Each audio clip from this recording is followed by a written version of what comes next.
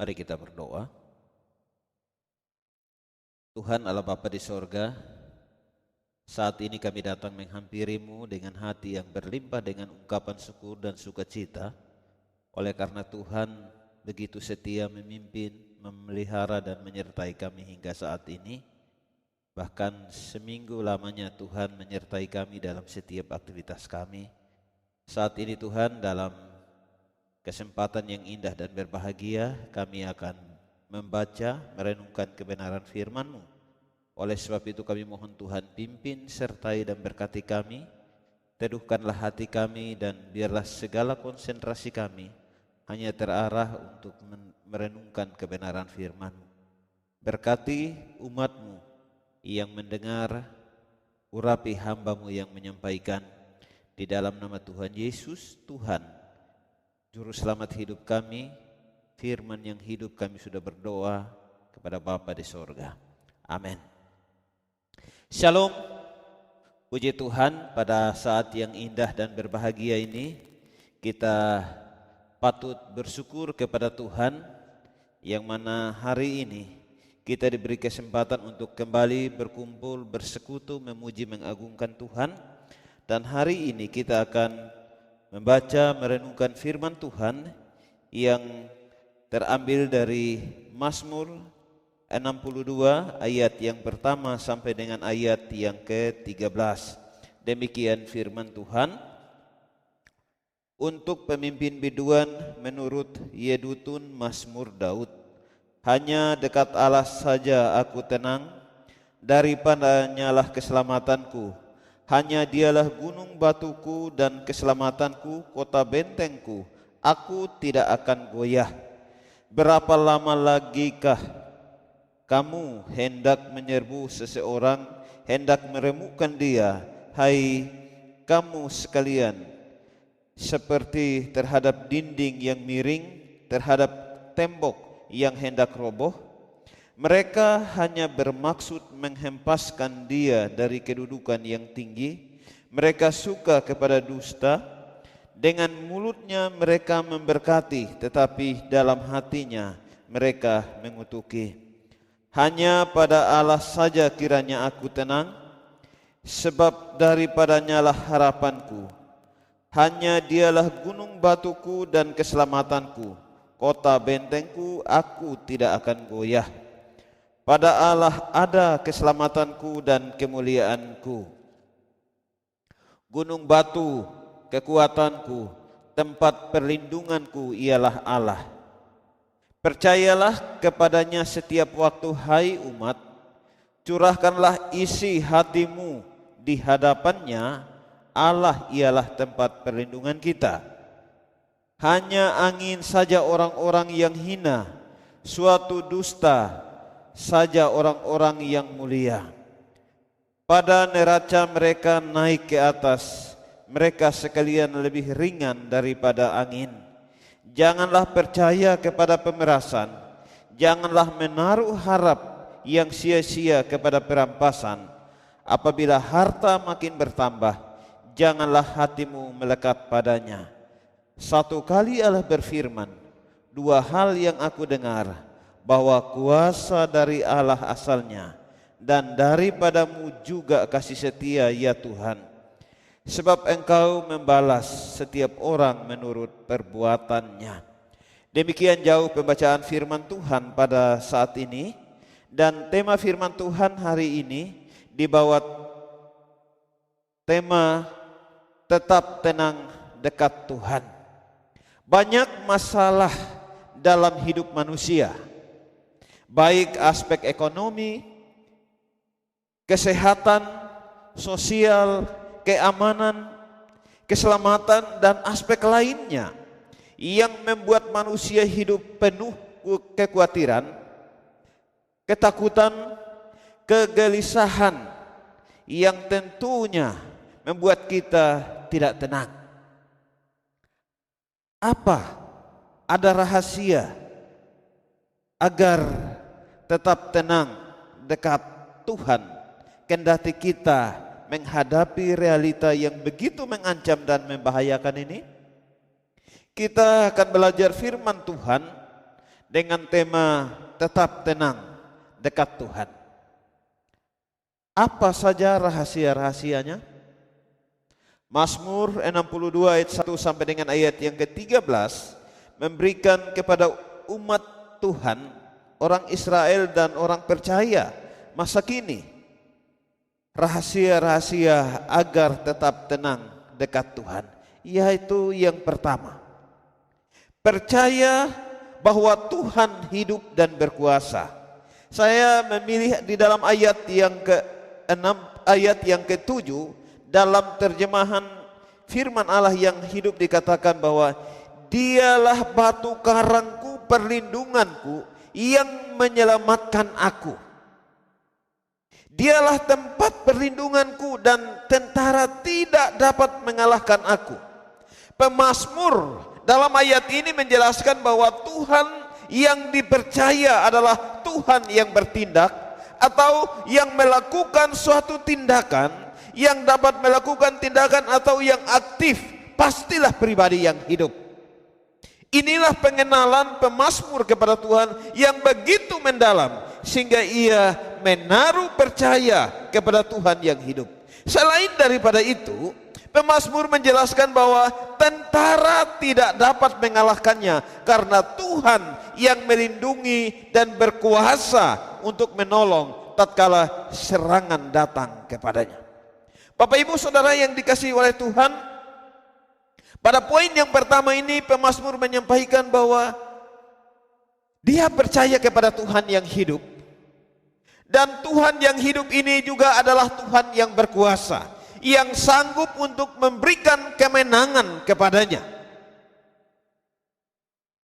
Dan pemahaman seperti ini hanya dimiliki oleh orang-orang yang iman percaya, menaruh harapan hanya kepada Tuhan. Orang-orang yang memiliki relasi yang intim dengan Tuhan. Yang kedua, percaya bahwa keselamatan berasal dari pihak Tuhan. Di dalam ayat yang kedua dan ayat yang ketiga, di dalam Mazmur ini dikatakan bahwa hanya dekat Allah saja aku tenang, daripadanya lah keselamatanku. Hanya dialah gunung batuku dan keselamatanku, kota bentengku, aku tidak akan goyah. Bapak Ibu Saudara sidang jemaat yang dikasihi oleh Tuhan, pemazmur percaya bahwa keselamatan akan dialaminya. Dia akan mendapatkan keselamatan, dan itu bukan berasal daripada upaya dia sendiri, tetapi ayat ini menunjukkan bahwa pemazmur punya keyakinan bahwa keselamatan akan menjadi miliknya, tetapi itu terjadi dari pihak Tuhan. Sesungguhnya pemazmur sedang menghadapi kondisi yang sangat terancam. Bukan hanya soal dia akan dijatuhkan dari jabatan, tetapi juga menginginkan kematiannya. Padahal kalau kita perhatikan, keadaan itu terjadi saat Daud sedang goyah. Sehingga kalau kita perhatikan dalam istilah dikatakan bahwa sebagai dinding tembok yang miring. Artinya bahwa pemazmur sedang menghadapi goncangan yang luar biasa. Goncangan yang bertubi-tubi dengan keadaan yang tidak stabil, yang seharusnya dia mendapatkan sokongan, dukungan yang kuat dari pihak manusia, tetapi ternyata dalam keadaan yang goyah, ya, dalam keadaan yang sudah miring, ya, dalam keadaan yang seharusnya mendapatkan pertolongan, tetapi justru di saat yang bersamaan tantangan ancaman datang kepadanya. Tetapi di dalam keadaan yang seperti itulah Daud tetap percaya kepada Tuhan. Dia percaya bahwa keselamatan akan menjadi bagiannya, dan itu terjadi dari pihak Tuhan. Berapa kali di dalam ayat, dalam perikop ini menyebutkan bahwa dia hanya Tuhanlah keselamatan. Keselamatan itu datang dari pihak Tuhan. Ini luar biasa. saat menghadapi tantangan goncangan yang luar biasa, tetapi dia tetap percaya bahwa keselamatan akan dia dapatkan, dan itu berasal dari pihak Tuhan. Bapak Ibu Saudara yang dikasihi oleh Tuhan, juga kalau kita perhatikan di dalam ayat yang ketiga dan ayat yang ketujuh, pemazmur, yaitu Daud, yang dalam realitas sedang menghadapi goncangan yang berat, goncangan yang besar, tetapi saat yang bersamaan, ayat yang ketiga dan ayat yang ketujuh mengatakan bahwa keyakinannya kepada Tuhan, akhirnya dia berkata bahwa ia tidak goyah. Luar biasa. Oleh sebab itu Bapak Ibu Saudara yang dikasihi oleh Tuhan, orang yang memiliki pengenalan yang benar kepada Tuhan akan tetap percaya. Kendati pun tantangan bertubi-tubi, tantangan yang besar menimpanya, penderitaan, kesulitan, ancaman diperhadapkan kepadanya. Realita kehidupan yang seperti ini, yang seakan tidak ada jalan keluar, tidak ada solusi, bukan hanya jabatan yang terancam, tetapi nyawa pun terancam. Tetapi dalam menghadapi semuanya itu, pemazmur tetap percaya bahwa keselamatan akan menjadi bagian dalam hidupnya, dan itu dikerjakan oleh Tuhan. Itu datangnya dari pihak Tuhan. Bapak Ibu Saudara yang dikasihi oleh Tuhan, oleh sebab itu saat ini kita diperhadapkan dengan berbagai macam tantangan, kesulitan, tetapi biarlah kita tetap menghadapinya dengan percaya bahwa keselamatan berasal daripada Tuhan akan menjadi bagian kita, karena Dia, Tuhan yang kita percaya, hidup dan berkuasa. Yang ketiga, kita perhatikan di dalam ayat yang ke-6. Poin yang ketiga atau rahasia yang ketiga adalah pemazmur tetap menaruh harapan kepada Tuhan. Tantangan dan kesulitan yang dialami pemazmur tentu berlangsung lama, karena hal ini dijelaskan dengan sebuah frase, dikatakan, berapa lamakah kamu hendak menyerbu seseorang, hendak meremukkan dia. Artinya bahwa hal ihwal ini berlangsung lama bukan singkat, tetapi karena percayanya kepada Tuhan, ia malah berkata, aku harus tenang dan berbalik kepada Allah. Hanya Dia pengharapanku dalam menghadapi kesulitan dan bahaya yang mengancam. Ia tidak kehilangan harapan dan justru tetap menaruh harapannya kepada Tuhan. Bagaimana dengan kita kala kita menghadapi kesulitan? Masihkah kita menaruh harapan kepada Tuhan atau kepada yang lain? Kiranya sikap iman pemazmur ini menjadi teladan bagi kita umat Tuhan di masa kini.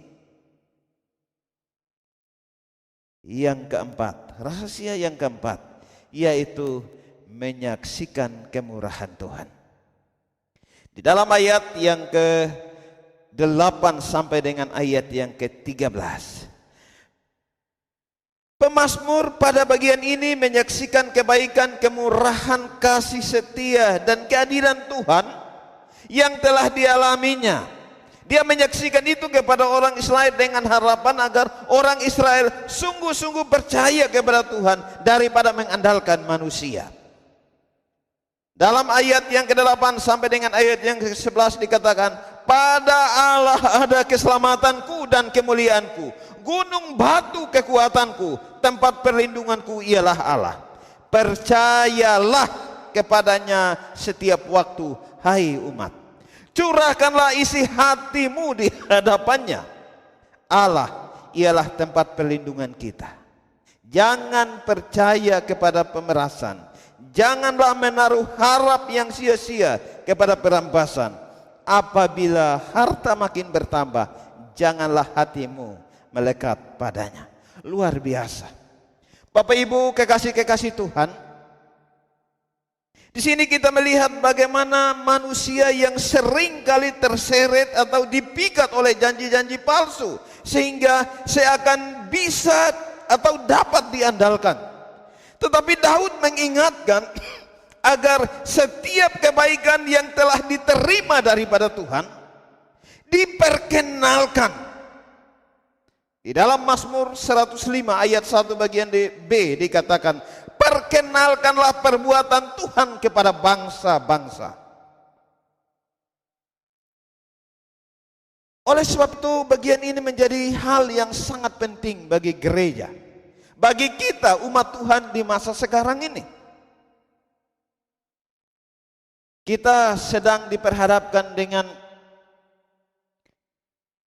virus corona, yang mana hal ini diperhadapkan kepada dunia pada umumnya, dan gereja khususnya yang sedang menghadapi kondisi ini. Dan kondisi ini sangat mengkhawatirkan, sangat menakutkan, membahayakan dan mematikan, yakni COVID-19. Dan tentunya ada ancaman-ancaman lain yang tidak kalah membahayakan. Namun sebagai umat Tuhan, kita akan tetap tenang dekat Tuhan kalau kita tetap mempercayai Tuhan yang hidup dan berkuasa.